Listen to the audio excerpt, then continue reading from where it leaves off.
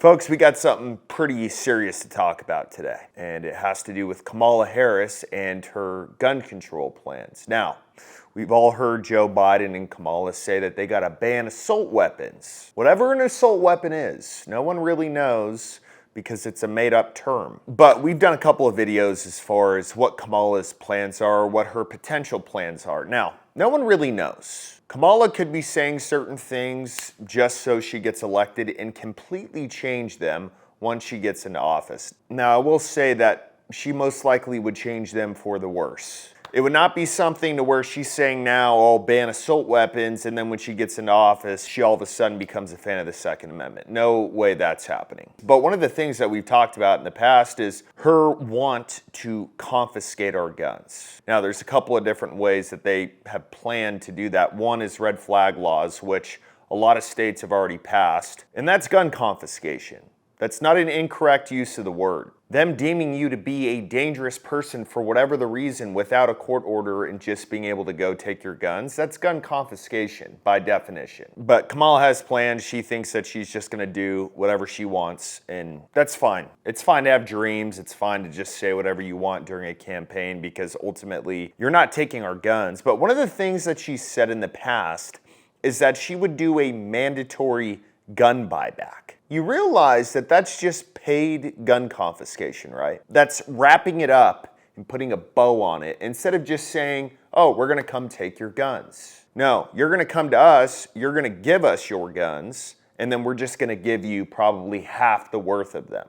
Listen to this. Assault weapons that are already in circulation. What do you do about those? Well, there are approximately 5 million, to your point, Craig. We have to have a buyback program, and I support a mandatory buyback program. Oh, that's humorous. 5 million? You think there's 5 million semi-automatic rifles in America? That just shows how oblivious you are to all this stuff. You have no clue. But now she's trying to walk this back and say that she wouldn't require this. Well, guess what? None of us give a fuck. If you came in tomorrow and you said this is mandatory, you know how many people would show up? Like 5. And those people probably just really need the cash. Mandatory? But how would this go? You just put out like a Instagram post on the White House, oh, mandatory gun buyback, come and pick up your $50 gift card. When have those ever worked other than people just needing money? But I like how you added the word in mandatory. Oh, it's mandatory, huh? So what happens if people don't do it? Then what happens? Are you going to go straight to gun confiscation? Once again, what does that look like? Are you going to send tactical teams to everyone's house?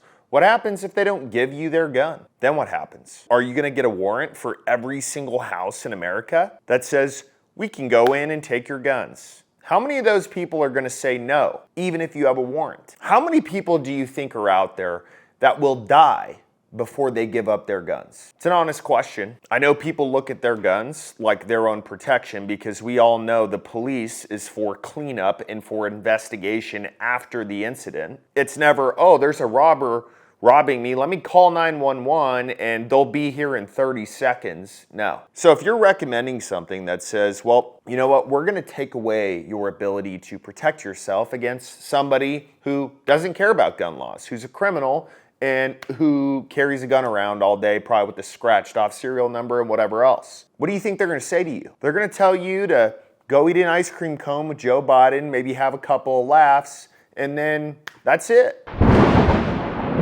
Ladies and gentlemen, Blackout Coffee just came out with their cold brew cans, and we're going to do a little taste test right now. Starting with the cold brew latte. Wow, that's good. Tastes like a chocolate milkshake with coffee. And then we've got the cold brew blueberry. It's an interesting mixture. Let's see. Wow, I can't decide which one I like better. Those are amazing. They also got brand new merch.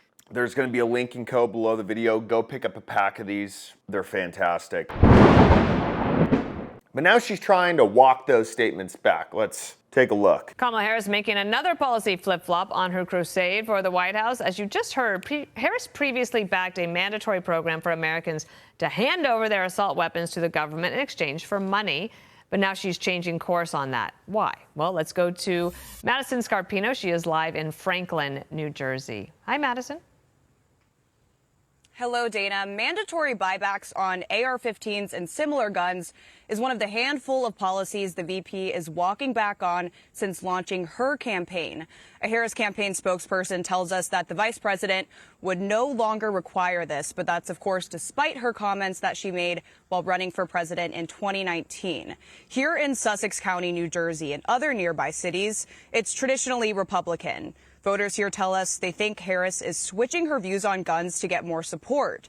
Some people say they believe a Kamala Harris White House would try and take their guns. I mean, I kind of have to agree with these people. I've said it before, I'll say it again. When you're principled, it doesn't change. It doesn't change in business. It doesn't change in how you operate with people. It doesn't change in anything. It's just your principles. So if Kamala Harris is purely, oh, well, Americans shouldn't have guns, the government can take them, then stick with it. This is the problem with America. It's all about power. It's all about, oh, well, what do I have to say to get into the White House? Let's just say that, and then once we're in there, then we'll do a mandatory gun buyback. Let's just keep it a secret. Do you think people are this stupid? Oh, well, she's walking these statements back now. No one believes it. Kamala Harris will be the most tyrannical president of all time. She will be the worst on gun control. She has no idea what to do in terms of running a country. And she's not going to be respected by anyone else in the world. I mean, can you imagine being a president of another country and Kamala Harris walks in there and you're supposed to take her serious? You know, us between our two countries, we've just got to unburden what has been. They're going to laugh her out of the room. But yet, we got a bunch of Americans who are like, oh man, yeah, the first woman president, the first Indian or black or whatever she is, woman president. How about we put America first?